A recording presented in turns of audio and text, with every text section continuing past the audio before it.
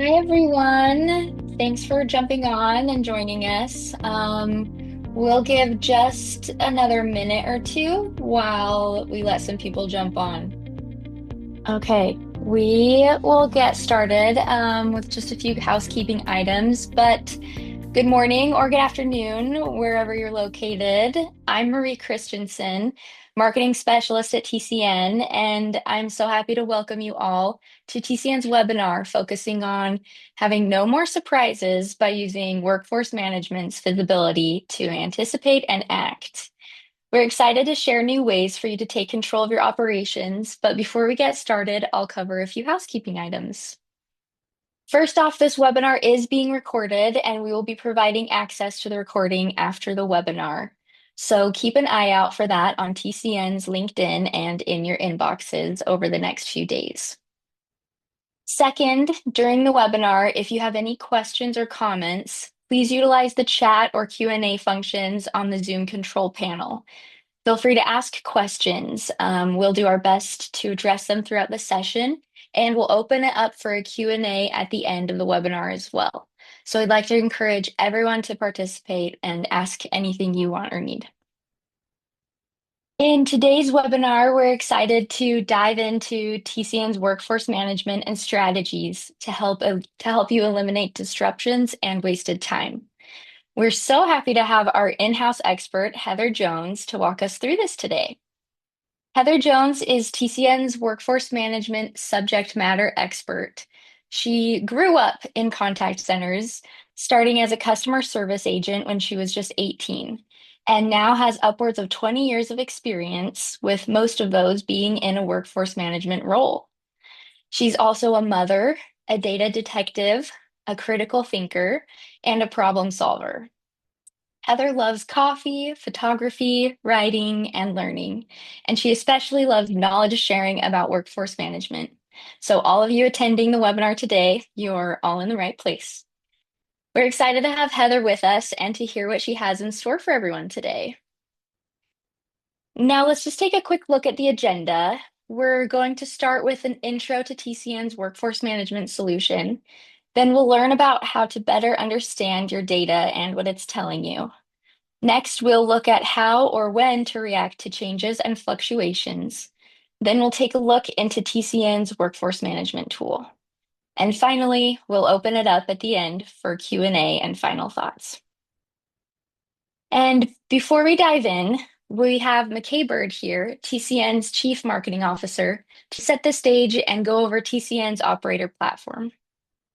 Thank you, Marie, and as well as Heather, thank you for being here today to help us out with this webinar. I'm really excited about the topic, and I know Heather is very passionate about what she's about to talk about today, and we're all in for a treat. But I'm here. I wanted to just chat a little bit and hopefully set the stage for what we're going to cover today as it relates to TCN's solution and as well as operator and how it fits into kind of a holistic platform. But what operator is, as many of you may or may not know, but operator is our core CX or core platform in which we're able to deliver every single critical function as it pertains to the contact center and specifically in the debt collection space in a single platform. So what that means is you can get customized automation across all of our core functionality. You can get on-demand capacity and cost control because you can, what's great is you pay for what you use and you can scale that across all of the core functions. And as well as because we have been in the industry for over 25 years, we have built very robust compliance standards as it relates to debt collection and as well as accounts receivables. And then as well as you get the speed and performance as you'd expect. And it is fast to use, fast to configure, and is very quick to set up. So we like to say that you can get up and running in days. And it's very, very quick. I wanted to just talk a little bit about this plot, our pinwheel here. Over the last year or so, we've been working very hard across all functions within this pinwheel to incorporate different functionality, different features, and this is all from feedback from you guys. And more recently, you've heard the word AI be brought up a lot more in how we are delivering or how AI is being used in the debt collection space, AI in the contact center space, and we do have AI across all core functions within our pinwheel and within our operator platform. What this means is that you're able to not necessarily replace agents, but help supplement um, your agents. You can add virtual agents. You can help with reporting and decisioning, and as well as others, what I mentioned is help augment um, a lot of those functions within the platform as well. There is one area today we're going to talk about, and that's workforce engagement. And with that, Heather will be talking about everything as it pertains within this section of the pinwheel, and as well as address some of the automation and as well as some AI capabilities, which work within that and how we can help you become more efficient and more productive in your workday as it pertains to your workforce and managing your agents. And I'm just going to address that question very quickly that just came through that I saw pop through. But yes, we are HIPAA compliant. So we do meet all of those standards, TCPA, Reg F, HIPAA, ISO 27001, as well as PCI. And any questions, you can reach out to us, reach out to your account manager, and we can get you any documentation that you may need on those in our trust center. But Heather, with that, it is all yours. And again, thank you for everybody for joining us today. All right, McKay, can you hear me okay? We can. You're loud and clear. Awesome. All right, I am going to share my screen. Can you confirm when you can see it? We got it. Beautiful. All right, as Marie said, I especially love knowledge sharing about workforce management. So we're going to talk a little bit about workforce management concepts before we dive in to look at the tool. So, workforce management is a process first. It's a process supported by a software solution. Now, the process is made up of four repeating steps that we see on our little graphic here. So, forecasting, scheduling, real time management, and reporting and analysis. Now, this process touches all aspects of call center management in one way or another, and each step of the process has something in common. Each step relies on data from the process step before it. Forecasts are created using historical data. Schedules are created based on forecast distribution data. Performance data like adherence is monitored throughout each day. And then evaluating historical data helps users fine tune each step of the process. In fact, one of the best lessons I learned from one of my favorite career mentors is that the most successful contact center leaders embrace WFM as a culture where all decisions are based on data. This mentor, Denise Capalco, whom I've quoted here, she also introduced me to another mentor of sorts. His name is W. Edwards Deming, and he had some profound ideas about what managers have to know in order to run a successful business. He called his set of ideas the System of Profound Knowledge, or SOPK for short. And in the System of Profound Knowledge, he identified two critical things that managers have to know to be successful. The first is to adopt systems thinking. Systems thinking simply means to understand that each process is part of a larger system and that every action taken will have a ripple effect to all other parts of the system. So if we think about one process in our contact centers like it's an individual recipe, our system would be the whole kitchen. Now, the second thing that managers would need to know is to understand variation. Variation is defined as the inevitable, ever present differences in people, processes, and product outputs. And variation is present in all processes and therefore all systems, but variation is not all created equally, not an impetus and not an impact. Variation can actually be divided into two categories: common cause and special cause. Now, truly understanding variation means understanding which type of variation you're dealing with. This is what managers need to know. Common cause variation is inherent to any system process. Think about your normal absenteeism in your call center on a Monday. This is variation that exists, but we can loosely plan for it. It doesn't always need a reaction, but it does need to be managed as much as possible with process creation or improvement. Special cause variation, on the other hand, is unique. It's external to our system processes, and it creates a significant temporary impact that requires a significant temporary reaction. Think about serious absenteeism related to a significant weather event like a hurricane. You would respond to that much differently than you would your normal Monday morning absenteeism. Or think about a significant increase in volume that accompanies a system or a routing issue. Your response to that is going to be different than your normal amount of volume on a normal day.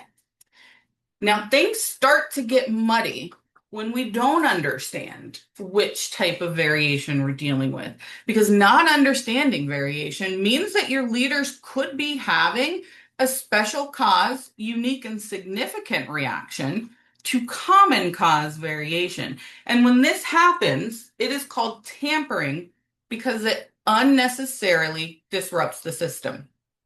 Now, each time I consider these concepts, I think that they sound pretty straightforward, and I wonder what made Deming call this profound.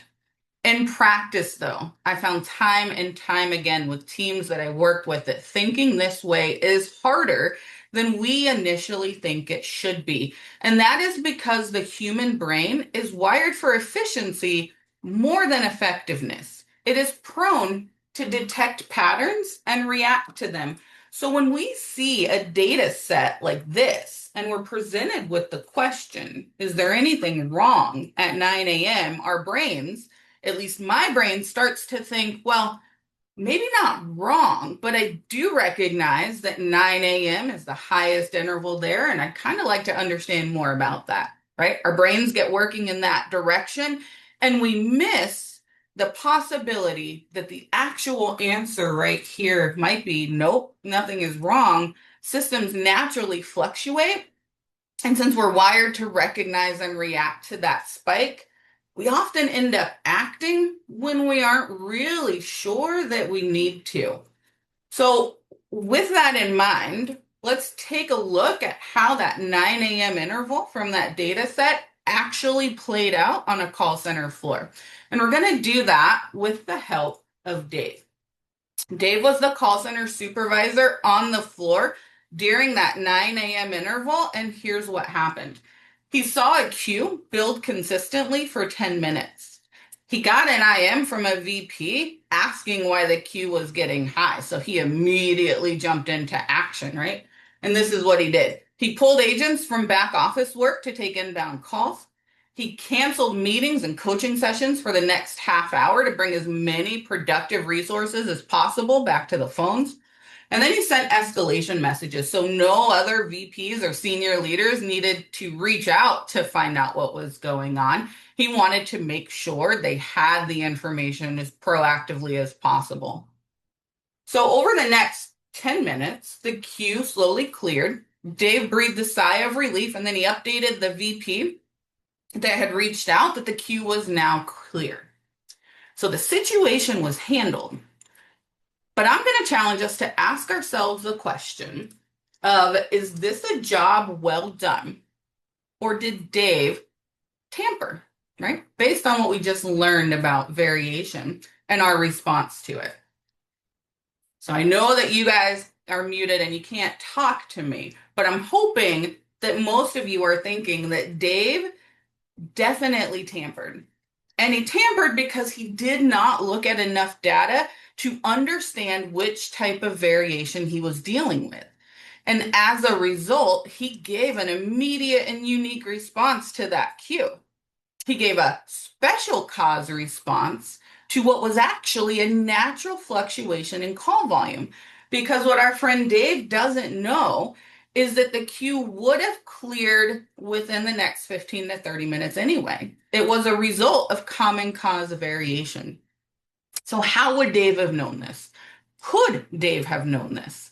So, yes, the answer is Dave could have had visibility to how his staffing was planned for every interval of the day. And with that, he could have seen that why this 9 a.m. interval did look understaffed. Several consecutive intervals after that were right staffed or overstaffed, meaning that the queue would have been a service impact that the center could have absorbed for the day. So while Dave's response to the queue did clear it, it also disrupted the system. Meetings and coaching sessions will have to be rescheduled. It interrupted progress on non-phone back office work, and it put senior leadership on high alert, which was really unnecessary. Because I don't know about you, but I like my senior leadership, like McKay, to be on low alert or really no alert at all. Now, let's take a look at what Dave could have done in TCN WFM. So as I transition over to take a look at the tool, we're actually going to start within the operator application that McKay talked to us about a few minutes ago. We're on an organization landing page, and that's really just to show how easy it is to access workforce management.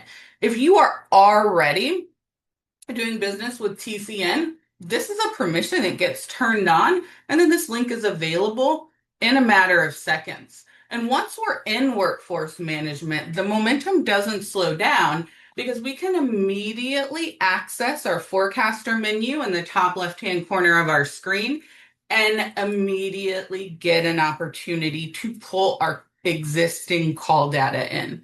With the click of a button, we refresh this screen and we update what we call skill profiles. Now, your existing call data would come into workforce management in the form of skill profiles, and skill profiles would pull in your existing campaigns, your hunt groups, inbound work, outbound work, and it would display on this screen for evaluation. So we'd be able to see how much each skill profile makes up of the total volume for an account.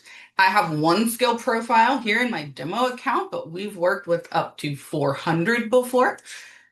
We can see performance statistics like our average talk time, our wrap-up time, our average speed of answer, and our average time to abandon for each contact type or each call type here. And we can even group call data together if it makes sense to streamline our planning groups in that way. So if we have one group of agents that takes multiple call types, it might be best or it might make sense to group them together and forecast them as one group versus individual call types.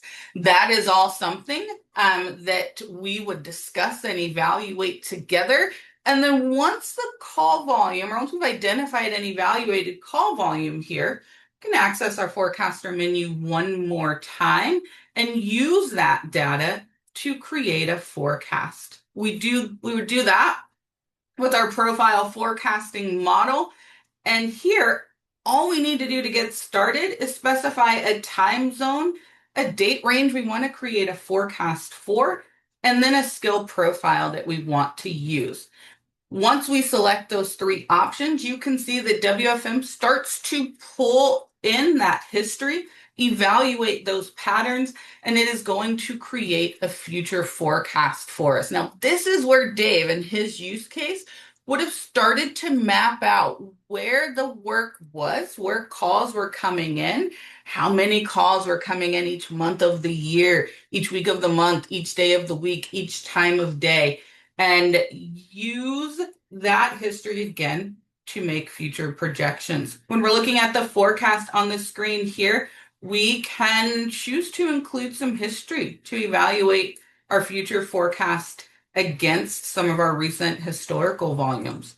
We can take our broad view here and zoom in to look at maybe just a week at a time, right? Or just a day at a time if we want to understand how many calls are being forecasted for any given day, and then how those calls are distributed across the day. Notice each time we drill down into a date range, we can always snap back to our future forecast period. And if we see anything within our forecast that we want to look a little bit more closely at, or if we just want to understand those distribution patterns that it's using based on our history a little bit more, we can go to the profile parameters portion of our screen and we can look at and impact or edit, if we'd like to, how much volume is being allocated to each month of the year, each week of each month, each day of the week, and even each hour of the day, right? So we can confirm that our volume aligns with our historical patterns, and we can make edits if we know that there's something coming up, like a marketing campaign or new clients or new business. So our work is going to increase, right? Maybe we have a lot, or maybe we have new outbound leads that we're going to be dialing on, and we know that we're going to be busier and we're going to see more volume, right? And that's probably a good time to kind of talk about how we approach forecasting for outbound. Obviously, with our inbound volume, we're pulling in that inbound historical data and patterns. With our outbound volume into WFM, we are pulling in anything that represents work to our agents. So we will pull in any outbound call that connects with a customer. We're going to pull in any time spent or anything surrounding a manual call or a preview call. So if an agent is looking at or interacting with a record before it's dialed, we're counting that here because it represents work to the agents. And then in an outbound environment, what we essentially end up forecasting here is a pattern of connects. So we can drill down into which day of the week or which hour of the day is the busiest and therefore represents the most connections. And we can make sure that we have enough agents working during that time period so that we maximize those windows of opportunity. Now, once our forecast has been created and we've made any adjustments that we want to make, we simply click this Create Forecast button and a forecast is published out there so that we can move on to the second step of the workforce management process, and that's scheduling. So we configure within our scheduler module some really simple things like hours of operation. When is our call center open? And then we'll create shift templates to tell WFM how long shifts should be, what activities should be included with shifts, and then last but not least, who each shift template should schedule. And once we have our shift templates created, then sorry, guys, need to get rid of my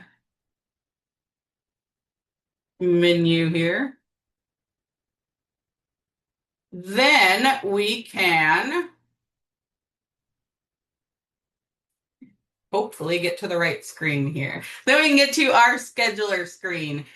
And within our scheduler screen, we take those shift templates that we just talked about a second ago, and we build schedules with them. And this is that comparison that would have helped Dave so much. So we can drill down into an individual day, and we can look at how many people for each hour of the day we require compared to how many agents we have scheduled. It's going to tell us if we're overscheduled or underscheduled, and it'll even tell us what our service level projection is compared to our goal or a goal that we have set. Now, from this chart at the top of my screen, I can tell that for 8 a.m. here, I don't have any agents scheduled. I just see a gray bar that represents work, but no schedules. And then when I hover over that, I can see that at 8 a.m., I have 0 productive agents scheduled, but 1 agent required. I'm under scheduled, and my service level projection is 0. Well, we start to create schedules in a draft format so that we can play around with different scenarios and evaluate our potential results and make adjustments if we need to. So if I wanted somebody to work at 8 a.m., I can come down to my agent schedules and I can adjust this agent's start time to start at 8 a.m. And when I do that and save that change, it is going to prompt me to apply the updates I made from below. So each change I make as I'm building my draft schedule and looking at my coverage, I'm able to see the immediate impact of it. So I'm able to confirm that I've covered my gaps. I'm able to make sure that any activities I'm adding into schedules, like a meeting or a training, do not open up a staffing gap or service level risk. And once my schedules have been created and I've made all the adjustments I want to make, I can publish my draft schedules. And at that point, agents will be able to see them and I'll be able to monitor adherence, which we'll talk about in just a few minutes. But going through those process steps, turning WFM on, downloading the call volume, creating a forecast, and building the schedules so that we get this comparison view, that is the process that would have let Dave know that this 9 a.m. interval was not going to produce a cue that threatened the entire day. Dave didn't know that because he just simply didn't have the visibility available to him. But with WFM, he would be able to maybe tell that VP that reached out that we're experiencing a queue in this interval per our plan, but we do expect to recover within the next half hour, right? And so that displays that Dave knows what's happening in his business, and the VP can be confident that somebody is at the helm with a bird's eye view of what's going on. All right, I do see that chat number or that chat indicator increasing there. So Marie or McKay, is this a good time to pause for a couple of those questions? Yeah, we have one from Dawn asking, does this have API connections to HRMS systems? Not yet. So we do not yet have integration with payroll or our HR systems. It is on our future roadmap, so we can talk more in detail about that, potentially in a discovery session or a demo in the future. Okay, great, Yeah. thank you. And everything else is good, just getting some audio All resolved for right. people. So continue on. Thanks, Perfect. Heather. Thank you. All right. Now, since we are all experts on those concepts of systems, processes, and variation, I want to review another example. And this time we're going to do that with the help of my friend Dion here. Now, Dion is a dialer manager with a problem. Here's his situation. Dion has noticed that his outbound call center loses momentum in the evening intervals. Agents are busy throughout the day and then suddenly they aren't. His TCN account manager explained that momentum slows because he doesn't have enough agents on the phones, but he is sure that he has enough people scheduled for his closing shift. Frustrated by the consistent evening slowdown, he decides that the answer is to increase staffing. And after all, he has lost a couple to attrition over the past few months. So, to make sure he's fully staffed, a new training class starts on Monday. They'll hit the production floor in a couple weeks, and Dion can't wait to restore his evening momentum. So we're going to ask the same question that we asked about Dave's situation. And that question is this a job well done or did Dion tamper? Now, I'm hoping that you guys are all thinking that Dion also tampered. because just like Dave, Dion did not look at enough data to understand which type of variation he was dealing with. And as a result, he also overreacted and gave a special cause response to common cause variation. He was so focused on what the calls were doing, or in this case, were not doing, that he didn't stop to really consider what the agents were doing. And his issue turned out to be not that he didn't have enough people, but rather that he had some call avoidance behaviors within his evening crew. And they weren't always on the phones when they were supposed to be. Now, with WFM, this information could have been at the fingertips of every leader with real-time adherence screens displaying a comparison of what an agent is scheduled to be doing versus what the agent is actually doing right now. This type of visibility may have saved Dion from spending a lot of time and money hiring and training new staff that he may not have needed. And adopting an adherence management process is where every team I've worked with throughout my career has found immediate cost savings opportunities. And that is why adherence is one of the most critical measurements in a call center. So we talked about forecasting and scheduling when we were discussing Dave's management dilemma. And that scheduling process that we just looked at in the tool as well, that is where adherence management starts. So we could create schedules that beautifully align with those workload patterns we looked at when we created the forecast. But if agents don't follow them, they add no value. So you might be thinking when you heard me say that adherence is one of the most critical measurements in a call center, you might be thinking that's a little bit of a stretch because it's easy to think that it's not a big deal if one or two agents are not working according to their schedules. Like if they're just 1 out of 50 or 1 out of 100, it's not really that impactful. So how many agents actually have to be out of adherence before results start to be impacted? The answer might surprise you because it's one. In fact, there's a concept in call centers called the power of one. Power of one is a fundamental workforce management concept introduced by the call center school that illustrates how missing just one person can create service level challenges. We focus on the power of one because so many agents and leaders fall into that trap of thinking, I'm 1 out of 20, I'm 1 out of 50, I'm 1 out of 100. It can't be that big of a deal that I'm not in adherence with my schedule. And in some jobs, if you're 5 minutes late, you simply start your work when you arrive. But if a call center agent is 5 minutes late, chances are that his or her work is waiting on hold in queue and that the service level clock is ticking.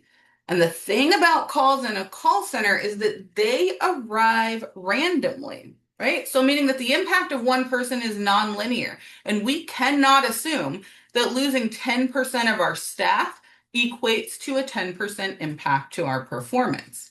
In fact, the call center school published an analysis on the power of one that suggests that a single missing person can actually have quite a significant impact.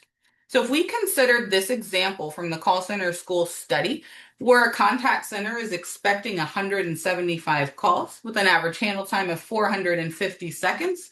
Now, when they have 52 agents, 84% of their calls are answered immediately and 91% are answered within a target service level answer time.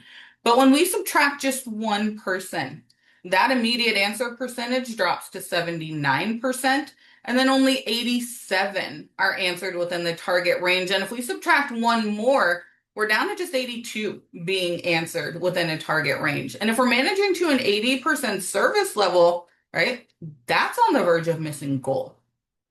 And then chances are that it won't just be that one agent thinking I'm 1 out of 50. I don't need to adhere to my breaks or to my schedule. And that can quickly create an extremely challenging situation.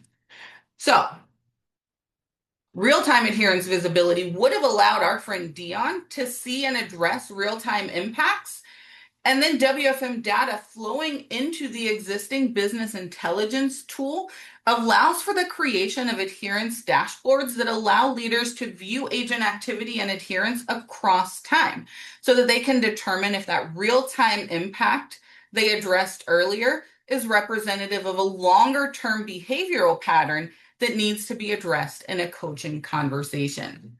So now let's take a look at adherence in TC and WFM and see what tools Dion could have benefited from.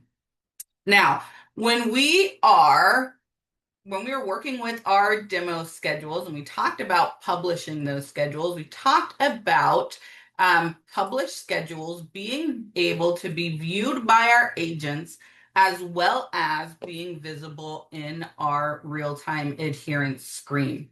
So as we navigate over to adherence, another screen that's found in our scheduler module here, we see on our adherence screen each agent's schedule on the bottom of their row, and then their actual activity unfolding right over the top of the schedule. Now, when the scheduled and actual activities match, we can see that the colors on the screen also match. When they do not match, we start to see these patterned areas show up. These patterned areas are known as adherence violations, and when we hover over them, we can see what the expected activity was. In this case, the expected activity was that the agent was scheduled to be on call. And we can also see what the actual activity that the agent or the actual agent state was, and that was break. So from 10:26 to 10:31, this agent was scheduled to be on the phone, but they were on break. And we can look at adherence violations from past hours for the current day. Or we can look right here and see the latest adherence data that the screen has populated. It's 1:38 p.m. on June 2nd. So that lets me know that I'm always up to date here. And right along this line, I can see what my agents are currently doing. So I see that this agent looks like, right, they took their lunch a little bit early and are maybe returning from lunch a little bit early. So I'll be looking for them to show back up on the phone here in just a couple of seconds. And if they don't, then I can address that. I can reach out to that agent. If I'm in a brick and mortar office, I can actually go tell them to log back into the phones. Or I can make a note of this agent, and I can, in reporting later, determine if taking their lunch out of adherence or taking a long lunch is a pattern of behavior for them that I need to have their supervisor address. Also, on this adherence screen, we get a running total of how our service level is performing versus our service level target. And if we see an adherence violation that we want to override for whatever reason, so say we approved this particular agent to take an extra few minute break, maybe to go take a medication, we don't want the agent to be penalized for that situation. We've designed the ability to click on any violation and classify it. Classifying a violation allows reporting to see it as if it was in adherence without changing the actual agent schedule. In fact, the way that adherence is designed, we do not make past schedule changes at all. We classify those violations so that we can see, or we can choose not to penalize an agent from an adherence perspective, but we can still see the record of the violation that serves as an incident indicator for a root cause analysis. So we're not changing our plan, we're not changing our original schedule record, but we are able to manage adherence in a way that keeps it fair for the agent too, which is often an adherence pain point. Now, as leaders are working on this screen, they will have the ability to turn those violations off if they only want to see activities. They can also search for individual agents, or if you're working with a population that's bigger than my demo population of just a few agents here, leaders will have the option to uncheck and therefore remove from view any agents that are not actionable for them. So we can keep a supervisor view tailored to just their team or just the agents that they have responsibility for managing. Now, adherence to schedules only works if the agent knows what they need to adhere to. And once those schedules are published, agents are able to see them from their agent interface. So from the agent interface here, agents can click on the agent portal icon and then click on My Schedule. Now the My Schedule tab opens up a brand new tab so that it doesn't interrupt anything that's happening on the agent screen. And from this tab, agents can click on any shift in their calendar and they're able to see shift details. So when their activities start and stop and what activities are on their schedule. And here we can see break, lunch, and a second break. We can see their duration and their start and stop times. Agents can also click on any portion of the calendar and submit a leave request that would queue to a supervisor or a leader for approval. All right, and last but not least, and this is where Dion likely would have gained the most insight and been able to make a big difference in his evening crew. So our business intelligence dashboards pull in our agent adherence information, and we organize our standard dashboard into 3 different elements that give us total adherence, a summary of all the activities, so we can see how a comparison of how much on-call time was scheduled versus taken, and how much of just our on-call time was in adherence. We can also see individual agent information. So we can look at individual agents and we can see their total adherence. And we can drill down to a summary or a timeline specific to that agent's activity if we want to. That timeline is going to look something like this, but for one individual agent. This one that we're showing on the screen now shows everything every agent did every second of the day for the time period that we're displaying here. And from this insight, we can slice and dice this data however we want. We can drill down into individual agents, individual activities. We can gain durations, and we can really take a look at those individual agents across multiple days to see, is that long lunch violation or the call avoidance that Dion was dealing with in the evenings something that is a pattern, or maybe something that was a one-off that only occurred for one day. All right, so this reporting allows leaders to really hone in on what's actionable and what is going to allow them to maximize the effectiveness of this staff. So what coaching opportunities are the most important for them to address? Now, I'm going to jump back into our slide deck for just a moment here because we've talked about Dave's use case and we've talked about Dion's use case, but I want you for a moment to consider yours. Right. So on this screen are some signs that you could benefit from enhanced or improved planning with workforce management. So if you are experiencing inconsistent results, if you and your organization are frustrated because you have inconsistent processes from team to team or line of business to line of business, if you're spending a lot of time reacting or firefighting like Dave did, right? In that first example, if your agents don't know when to take their breaks and lunches, so there's no way they could adhere to a schedule. If you do not feel like you can step away from your contact center without the world kind of falling apart, right? If you have identified yourself as a single point of success or failure, or if you're not meeting goals, if you're meeting a service goal at the expense of a financial goal or vice versa, these are some signs that you could benefit from workforce management. So if any of that resonated with you and you're thinking you'd like to talk more about workforce management, I can't blame you because it's an awesome topic. So let's chat. Talk to your account team, or an account team about scheduling one or all of these, right? So I'm open for a consultative discovery session to talk about your organization's pain points and whether or not a workforce management solution is right for you. Can go through a more detailed demo of the tool using your account and your data so you can see or start to visualize what it might look like working in your world. And then last but not least, remember that permission is a click of a button. So getting started with a pilot is quick and easy. Let's work together for 30 days and see what value, right, WFM can add to your overall system. And with that said, what questions do we have, Marie? Thank you so much, Heather.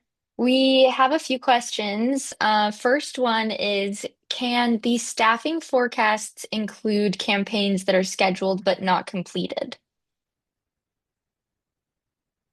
And they include campaigns that are scheduled and not completed. So it's going to build off of history. So if we have a campaign that is scheduled and not completed, my recommendation would be as we're going through that forecasting process and we're on this model here, we can work out based on the number of leads or records in that campaign and what your expected response rate is, we can adjust this total. And what the model will do is distribute that total across your historical distribution pattern. So you still get that roadmap or that pattern of connections, like where are you making the most connections throughout your day? You're just laying or distributing a new total amount of calls or expected workload over it. So hopefully that one answers that question, Marie. Yeah, that's great. Thank you. Next one we have is, if we are already meeting most of our goals, can we still benefit from workforce management? Absolutely. Because if you tell me that you're meeting your goals, I'm going to ask you how you're getting there. All right. So I'm going to ask you how much of your time it's taking up, how much of your leader's time it's taking up. And if you stepped away, would you still be meeting your goals? Right. So if we're not babysitting that process, is your results still consistent and predictable? So, and then also, are you spending more money than you have to do it, right? And that is really where workforce management adds value by finding that balance between service and efficiency. And so if you're even a little bit curious about whether you could continue to meet your goals but spend less money doing it, I'd say let's talk. That's great. Perfect. And again, anyone else who has any questions, feel free to send them in the chat and we will get to as many as we can. We do have another one, Heather, saying, I manage a fast-paced outbound center and my mix of clients and accounts to collect on is always changing. How do we forecast for that? That is a great question and probably a question on the mind of any outbound contact center leader, right? So I think we could probably debate for hours over whether or not you can get a reliable outbound forecast. But I would say we should, or the first thing we would do to evaluate a situation like this for an outbound heavy call center is we look at our data, right? So that's the point we made very early on in the conversation.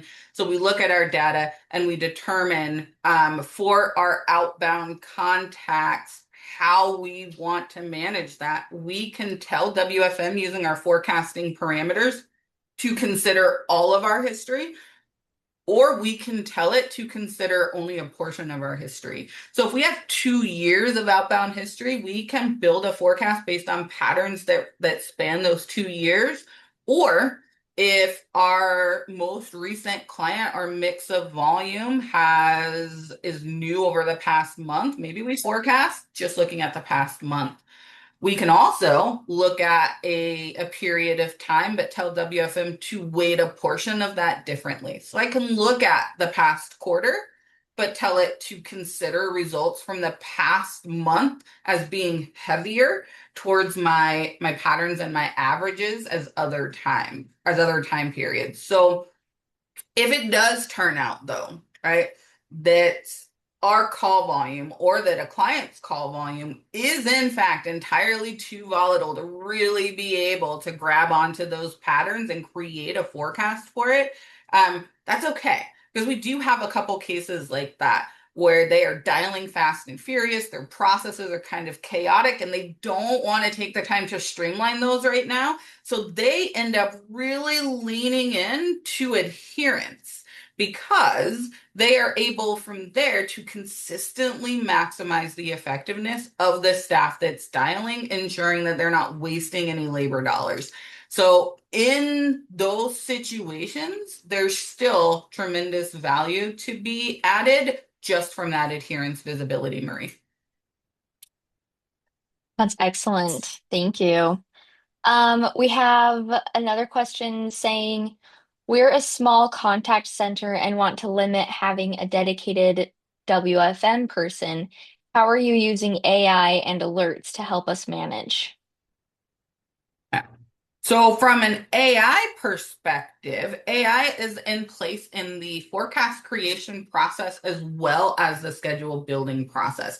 In both of those processes, as we're pulling out our call volume distribution patterns or dialing patterns, and then within our scheduling process, as it is building shifts and placing our breaks and lunches, it is actually going through an intra-interval simulation. So it's simulating your past year of history, if that's what we're looking at. And it is running through all those possible combinations to land on the one that is most representative of your environment. Same thing with building schedules. So as it is building schedules, if we allow it to choose shift durations and start times, or maybe we're just allowing it to choose break and lunch times. It's running through that intra-interval simulation. Again, it's running through days of your actual call volume arrival patterns. Where did abandons take place, right? Where did we struggle to meet service level? And it is taking those into consideration as it's making those activity placements. So it's really doing an analysis that would take me weeks in a matter of minutes, right, to get those placements in order. Now, in terms of creating the forecast and building the schedules, if you're a small call center and you're looking to not have a dedicated WFM position, the role of the leader that kind of owns your process here would be to create that forecast and then build these schedules. And that would be something that I work closely with you guys on as you're learning to do that and creating those processes. That's great. Okay, thank you. Mhm. We have one more asking, is this workforce management module tied in any way to actual revenue generated employee by employee? Tied to revenue generated employee by employee. Um, I think I'd want to understand more about what we're trying to achieve there, but with the WFM data flowing into BI, we could create really any visual that we want to create. So we could get down to that data and figure out a way to display it in BI if that's the eventual goal there. Okay, wonderful. And like you mentioned, everyone feel free to reach out to Heather and or an account manager to get some of this closer one-on-one look for anything that's specific to your needs and your operations. Okay, we have time for one more question that just came in, Heather. Okay. Um, since schedules and PTO requests are set in workforce management, does TCN have the ability to work with payroll systems like Paylocity? Not yet. So those integrations are on our development roadmap. So we do not integrate right now, but that is something that we're exploring for the future. Wonderful. Hey, thank you so much. And thank you to everyone who participated and asked questions. The webinar recording will be made available soon, and we will send it out via email in a few days and on our LinkedIn as well. Feel free to reach out again to TCN, to Heather, your account manager, if you have any further questions about TCN's workforce management or any of TCN's other tools. And we just thank you all for spending the time with us today and hope you have a good rest of your day. Thanks, guys.